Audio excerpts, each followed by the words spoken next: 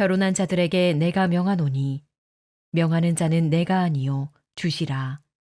여자는 남편에게서 갈라서지 말고 만일 갈라섰으면 그대로 지내든지 다시 그 남편과 화합하든지 하라. 남편도 아내를 버리지 말라. 그 나머지 사람들에게 내가 말하노니 이는 주의 명령이 아니라 만일 어떤 형제에게 믿지 아니하는 아내가 있어 남편과 함께 살기를 좋아하거든 그를 버리지 말며 어떤 여자에게 믿지 아니하는 남편이 있어 아내와 함께 살기를 좋아하거든 그 남편을 버리지 말라. 믿지 아니하는 남편이 아내로 말미암아 거룩하게 되고 믿지 아니하는 아내가 남편으로 말미암아 거룩하게 되나니 그렇지 아니하면 너희 자녀도 깨끗하지 못하니라. 그러나 이제 거룩하니라. 혹 믿지 아니하는 자가 갈리거든 갈리게 하라. 형제나 자매나 이런 일에 구애될 것이 없느니라. 그러나 하나님은 화평 중에서 너희를 부르셨느니라.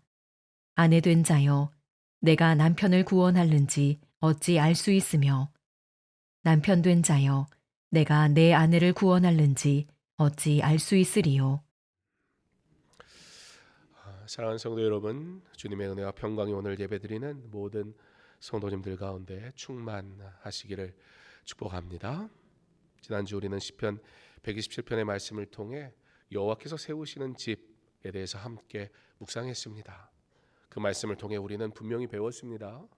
집은 사람의 수고로만 세워지지 않는 것을, 가정도 자녀도 교회도 인생도 결국 여호와께서 세우셔야 한다라는 말씀을 나눴습니다.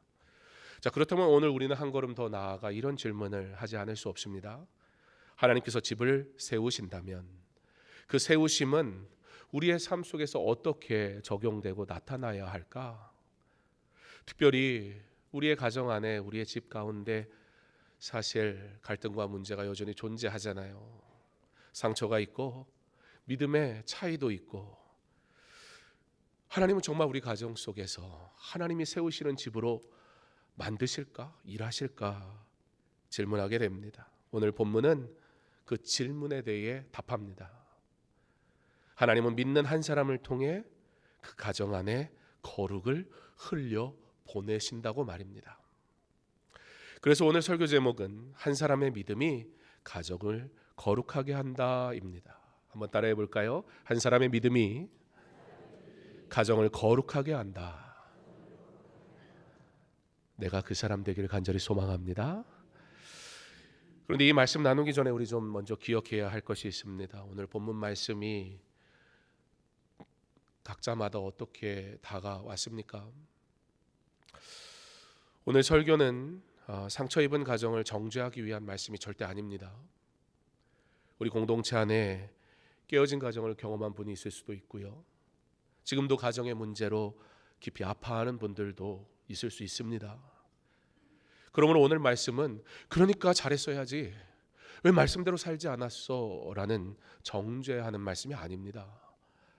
하나님은 아직도 내 가정을, 내 삶을 포기하지 않으셨다.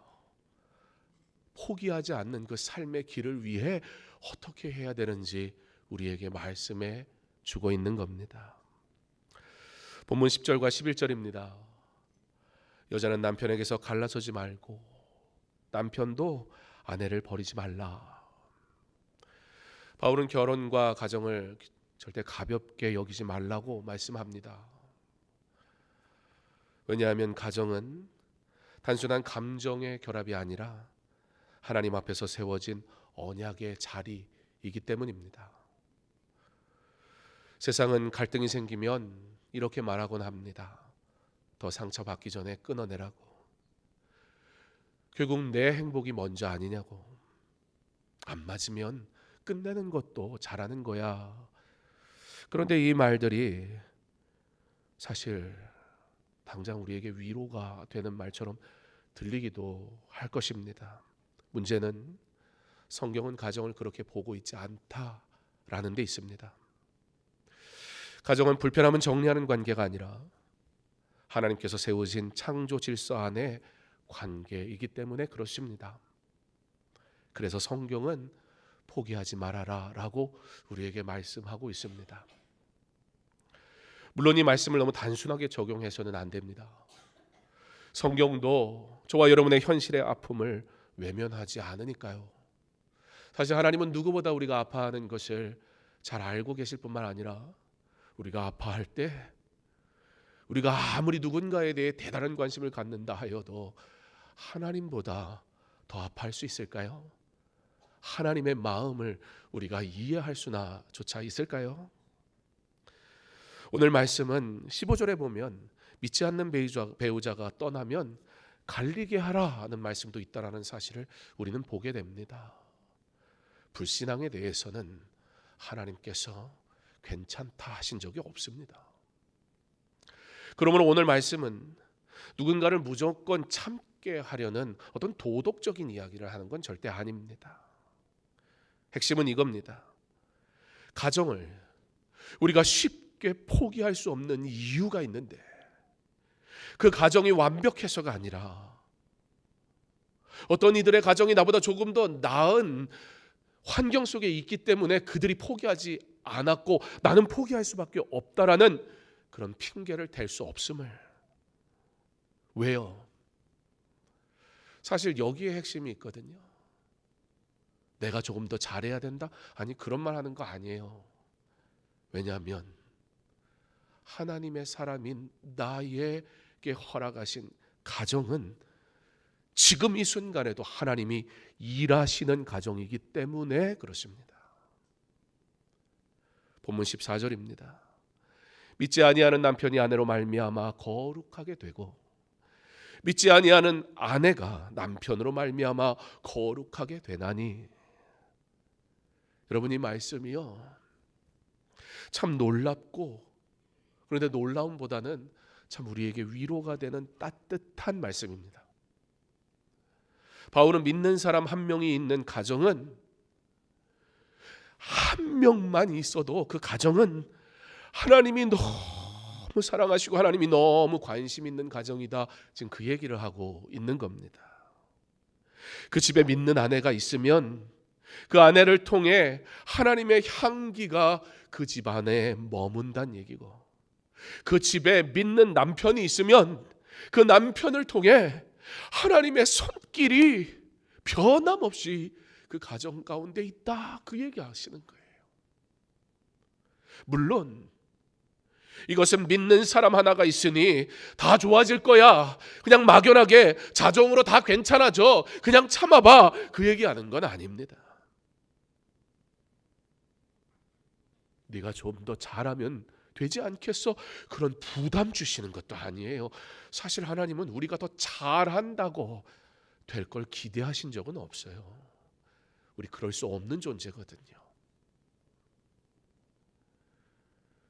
제가 괜찮은 사람이라 우리 아이들이 예수 믿을까요? 여러분, 괜찮은 사람이라 뭐 생각 안 하시는 분도 많겠지만 그래도 목사니까 괜찮겠지 하고 속고 계신 분도 있을 거 아니에요. 안 괜찮으면 또 어떡할 건데? 안 괜찮은 사람이 저기 서가지고 감히 설교를 하면 여러분 듣고 싶습니까? 그러니까 그냥 괜찮은 사람이라고 믿고 싶을지도 몰라요.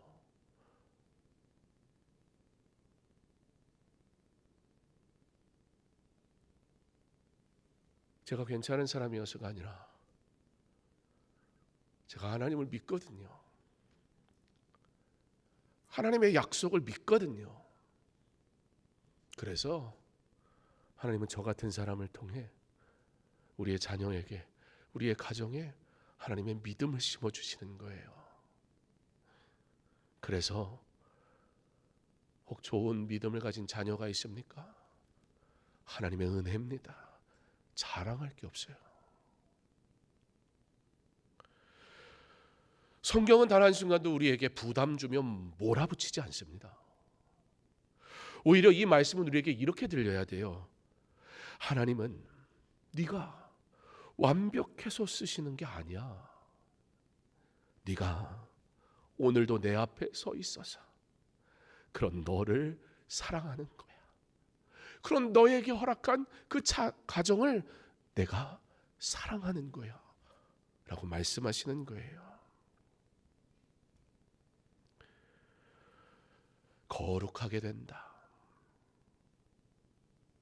거룩하게 된다. 그러므로 이건 부담이 아니에요. 사실은 은혜예요. 거룩은 완벽한 어떤 분위기와 환경이 만들어져서 시작되는 것이 아니거든요. 거룩은 하나님께 붙어 있는 그 한 사람을 통해서 하나님의 일하심이거든요. 내게 거룩이라는 은혜의 이야기가 들려진다면 그것은 하나님이 나 같은 자를 들어서 일하고 계시다, 그 뜻인 줄 믿습니다. 그래서 여러분의 가정에서 지금 가장 중요한 사람은 성공한 사람, 실력 있는 사람, 말 잘하는 사람, 강한 사람, 그런 사람이 아니에요. 그런 사람이 없어서 우리 가정이 문제가 있는 게 아니라고요. 좀 더 성공하고 성취한 사람이 없어서 우리의 가정이 흔들리는 것도 아니에요. 그러나 하나님이 찾으시는 사람은 오늘도 무릎 꿇는 사람, 오늘도 포기하지 않고 기도하는 사람, 오늘도 다른 길이 없어서 어찌할 바 몰라서 말씀 앞에 내 자신을 내어 놓는 사람. 그러나 이 현실의 문제가 우리로 하여금 근데 하나님 나 너무 연약한 걸 어쩌죠? 나 말도 잘 못하는데 어떡하죠? 그것보다 하나님 나 좀 노력해 봤는데 사실 지금 너무 지쳐버렸어요. 말하고 싶지도 않아요. 그냥 계속 우리 집 이럴 것만 같은데 어쩌죠? 네, 여러분, 한 가지 성경이 우리에게 보여주시는 사실이 하나 있습니다. 놀랍게도 하나님은 바로 그렇게 나 어쩌죠? 난 아닌 것 같은데요? 라고 말한 그 사람을 통해서, 그 한 사람을 통해서 일하셨다는 겁니다. 노아. 세상 사람들 볼 때 완전히 정신 나간 미친노인 아니었습니까? 환경의 문제 정도가 아니라 이건 허송세월, 미쳐도 저렇게 미치면 안 되는데 싶은 내가 지금 뭐 하는 거지? 이게 무슨 열매나 있을까? 그러나 그 하나님의 놀라운 구원의 일에 참여한 자가 됩니다. 아브라함, 아니 하나님 어디로 가라고 말씀은 하셔야지요. 믿음? 어디로 가야 될지도 모르고 일단 출발하라는 게 믿음입니까? 한나, 눈물로 기도했습니다. 눈물로 기도하고 있으니까 이 여자가 술 먹고 미쳤나, 술 취했나, 별 참 세상엔 맘 먹고 달려들면 사람 상처 주는 건 일도 아니에요. 어떻게 할 말이 있고 안 할 말이 있지. 눈물로 기도하는 여인에게 제사장이라는 사람이 찾아가서 한다는 얘기가 술을 먹고 뭐 하는 짓이냐니, 이게 할 말입니까? 그러나 여러분, 그러니까 상황이 그러니까 하나님이 일 안 하시는 겁니까? 하나님이 모르시는 겁니까? 하나님이 외면하신 겁니까? 디모데, 좋은 믿음을 가진 사람이지요. 그러나 그의 믿음도 외조모 로이스와 어머니 유니게의 신앙을 통해서 이어진 것이니 은혜일 뿐입니다. 이와 같이 하나님은 늘 한 사람의 눈물, 한 사람의 기도, 한 사람의 믿음을 통해 그렇게 하나님이 계획한 아름다운 다음 이야기를 써 내려가시곤 했습니다. 사랑하는 성도 여러분, 여러분이 가정 안에서 하는 기도는 결코 작은 것이 아닙니다. 여러분이 홀로 지키는 그 예배, 옆에 가정들 보면 저희 가정 보면 살짝 신경질이 나시잖아요. 자랑하나 좋겠다 그래.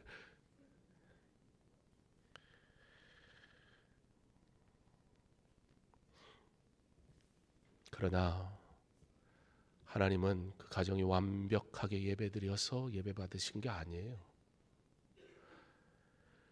홀로 지키는 그 예배, 하나님께서 절대 헛되게 하지 않으실 겁니다. 여러분이 참아내는 한마디, 품어내는 한 번의 미소, 그래도 꾹 참고 다시 건네는 따뜻한 인사, 포기할 이유는 수두룩한데 그래도 드리는 축복의 말은 모두 하나님 손에 들린 씨앗이 되어 반드시 열매 맺게 하실 줄 믿습니다. 지금 아무 일도 일어나지 않는 것 같죠? 그런데 하나님은 지금 일하고 계세요. 물론 우리가 열매 맺는 시간 정할 수는 없어요. 그러나 하나님은 믿음으로 심겨진 것을 결코 가볍게 여기신 적이 없습니다. 그래서 한 사람의 믿음이 가정을 거룩하게 한다는 이 말은 내가 우리 집 책임져야 되는구나 그런 얘기 아니에요. 뭘 책임을 져요? 어떻게 책임을 져요? 그럴 수가 없어요. 내가 어떻게 그 일을 해요? 그 교만이죠. 그러나 한 사람을 통해 일하신다 그 얘기는 하나님이 나 같은 사람도 은혜의 통로로 사용하시는구나. 은혜로 받는 믿음이 있기를 소망합니다. 얼마나 큰 은혜입니까? 대단하지 않아도 돼요. 완벽할 필요 없어요. 그저 오늘도 주님 곁에 있으면 돼요. 그러면 하나님께서 내 삶을 통해, 내 태도를 통해, 내 기도를 통해, 내 눈물을 통해 내가 속한 가정 안에 거룩을 흘려보내세요. 그러므로 사랑하는 성도 여러분, 가정을 바꾸기 전에 내가 먼저 하나님 앞에 서기를 소망합니다. 가정을 설득하기 전에 먼저 내가 말씀에 설득되기를 구하기 원합니다. 누군가를 고치려 하기 전에 먼저 내 마음이 은혜로 부드러워지기 원합니다. 그렇지 않으면 나도 실패해요. 그렇지 않으면 나도 포기하게 돼요. 우린 원래 그런 존재예요. 하나님은 완벽한 사람을 통해 가정을 거룩하게 하시는 것이 아닙니다.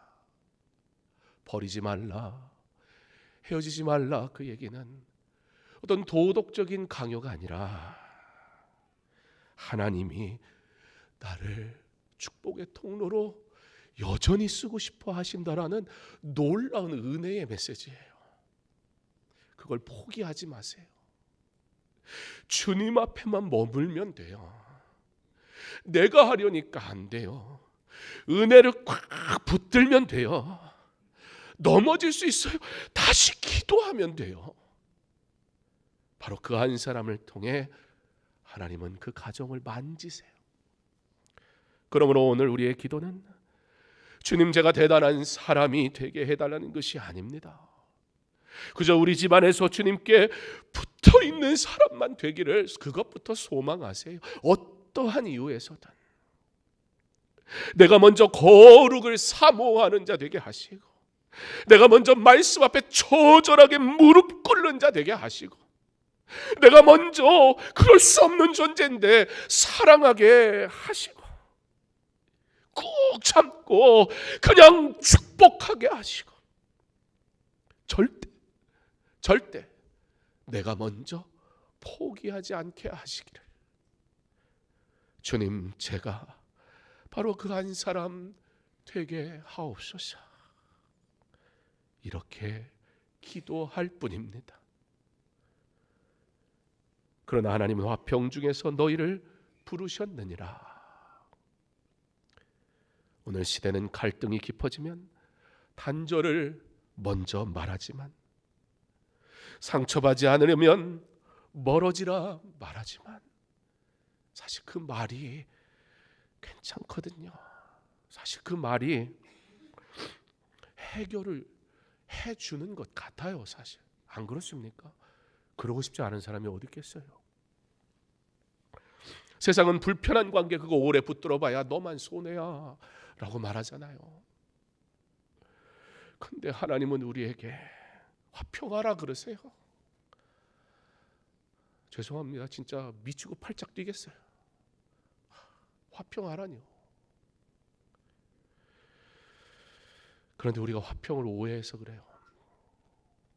화평은 그냥 조용한 상태, 그런 게 아니에요. 그냥 꾹 참고 있으면 괜찮겠지, 그런 거 아니라고요. 오히려 하나님 앞에 쏟아내라 하시지 참으라 안 하세요. 하나님이 말씀하시는 인내는 그냥 무조건 참는 걸 얘기하는 게 아니에요. 갈등이 있는 현실 속에서 하나님이 반드시 회복의 길을 여시니까 포기하지 마라, 그 얘기예요. 결과적으로 내가 참는 게 아니고 하나님이 여시는 그 길을 기대해야 되는데 지금 내려놔서 되겠냐, 그 말씀이에요. 지난주 함께 나눈 말씀인 시편 127편에서는 하나님이 세우시는 집에 안식이 있다 했습니다. 오늘 본문에서는 하나님이 세우시는 집에 이 관계 속에서 하나님이 그 안식, 참된 화평을 누리게 하실 거야 방법을 알려주시는 거예요. 그러므로 믿음의 사람은 꼭 참는 사람이 아니에요. 그러다 화병 걸려요. 대신 뭘 하냐? 정죄 대신 기도를 택하고, 낙심 대신 소망을 붙들고, 감정의 반응 대신 말씀 앞에 서는 거예요. 잠언 17장 1절은 마른 빵 한 조각을 먹으며 화목하게 지내는 것이 진수성찬을 가득히 차린 집에서 다투며 사는 것보다 낫다. 일 기가 막히게 해서 가정을 뒤집어 엎는 것보다 차라리 작지만 함께 주의 길을 가는 것이 행복하다. 성경은 완벽한 조건보다 화목을 더 큰 복이라 말씀합니다. 우리에게 필요한 것은 남들이 부러워할 만한 집이 아니라 하나님 집에 머무는 것입니다. 왜요? 하나님은 기도하는 아버지의 집을 우리에게 허락하셨기 때문입니다. 그러므로 이 본문을 우리는 그리스도 중심으로 봐야 합니다. 그냥 단순히 우리에게 어떻게 하라는 도덕적인 이야기가 아니라, 한 사람, 왜 한 사람일까요? 왜 하나님은 믿는 한 사람을 통해 거룩을 흘려 보내시는 것일까요? 왜 한 사람의 존재가 이토록 중요한 걸까요? 그 이유는 성경 전체가 결국 참된 한 사람, 예수 그리스도를 가리키기 때문입니다. 아담 한 사람의 불순종으로 죄가 세상에 들어왔고, 그 죄는 가정과 관계를 무너뜨려 버렸어요. 우리의 가정이 어려운 이유는 단지 성격 차이 때문이 아니라고요. 죄가 인간을 깨뜨려 버렸기 때문입니다. 그래서 우리는 스스로 절대 완전한 가정을 세울 수가 없어요. 우리는 사랑하는데도 실패했고, 기다리는데도 실패했으며, 그래서 이제는 회복을 바라보는데도 지쳐버렸어요. 그러나 하나님은 또 다른 한 사람, 예수 그리스도를 보내셨습니다. 예수님은 끝까지 순종하셨어요. 십자가로 깨어진 자들을 하나님의 가족으로 다시 부르셨어요. 우리가 신실하지 못해도 주님은 끝까지 신실하셨어요. 우리가 이제 더 이상 할 수가 없어 라고 관계를 포기할 때도 주님은 저와 여러분을 포기하지 않으셨어요. 오늘 말씀이 어떤 세상적인 권면, 도덕적인 이야기로 내 마음도 이해해 주지 못하는 명령으로 받지 마세요. 이 말씀은 사실 그 안에 먼저 우리를 버리지 않으신 그리스도를 보게 하는 거예요. 그리고 그리스도의 은혜를 받은 우리가 이제 그가 하신 것처럼 내가 너를 통해 거룩이 흘러가게 하시겠다라는 놀라운 메시지예요. 아내된 자여, 내가 남편을 구원할지 어찌 알 수 있으며, 남편 된 자여, 내가 내 아내를 구원할는지 어찌 알 수 있으리요. 이 말은 그럴지도 모르는데 왜 포기했어? 그 얘기가 아니라니까요. 이건 하나님이 구원하시는데 왜 네가 놓는데, 그 얘기예요. 네가 어찌 알 수 있으리요? 네가 나의 일을 다 이해하느냐? 네가 나의 계획을 다 알고 있느냐? 그래서 포기하는 거야? 그래서 아니라 말하는 거야? 내가 어떻게 나의 일을 이룰지 네가 알지 못하면서 무슨 자격으로 네가 포기하냐? 내가 너에게 줄 은혜를 왜 너의 생각으로 내려놓냐? 그 얘기 하시는 거예요. 사랑하는 성도 여러분, 하나님은 아세요. 우리가 믿음이 완벽한 사람이 아니라는 걸. 오늘도 하나님 앞에 서는 사람일 뿐이라는 것. 그래서 오늘도 우리는 포기 대신 기도를 택하는 겁니다. 체념 대신 소망을 남겨두는 거예요.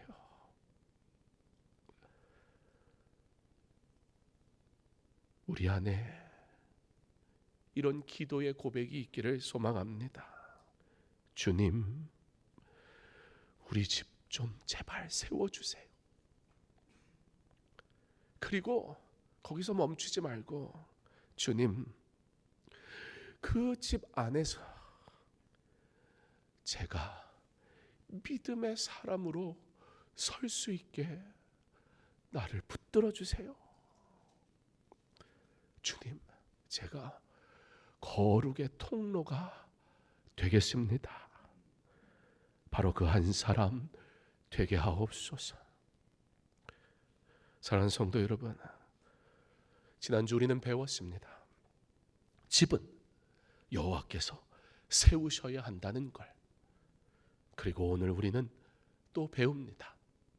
그 여호와께서는 믿는 한 사람을 통해 그 집안에 거룩을 흘려 보내신다는 걸. 나 혼자만의 몸부림이 아니었고 나를 통해 나의 가정에 믿음을 흘려보내고 계시는 중이에요.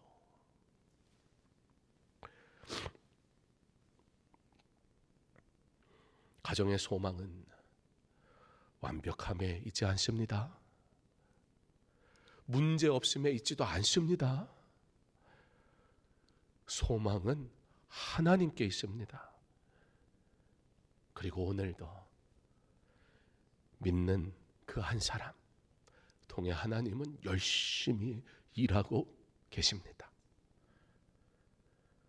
혹시 여러분의 가정에 아직 눈물이 있습니까? 해결되지 않은 관계가 있습니까? 나 때문이라는 자책이 있진 않습니까? 지금 마음이 멀어진 가족은 누구입니까? 낙심하지 마세요. 하나님이 아직 끝내지 않으셨어요.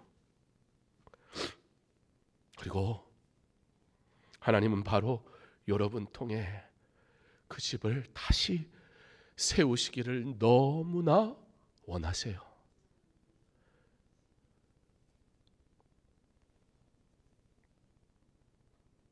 어쩌면 여러분의 가정이 아직은 완전히 회복되지 않았을 수 있습니다. 하지만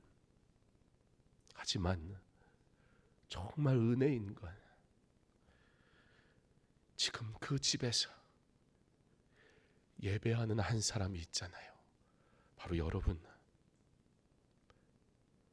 여러분이 그 집에서 기도하는 사람이라면, 여러분이 그 집에서 끝내 하나님을 놓지 않고 붙드는 사람이라면, 하나님은 이미 여러분을 통해 그 집에 거룩을 흘려 보내고 계십니다. 오늘도 주님은 완벽한 사람을 찾으시는 것이 아니라 주님께 붙어 있는 한 사람을 찾으십니다. 바라기는 주님께서 저와 여러분을 은혜로 붙드셔서 우리의 가정을 다시 복음으로 세우는 한 사람으로 사용해 주시기를 주님의 이름으로 축원합니다.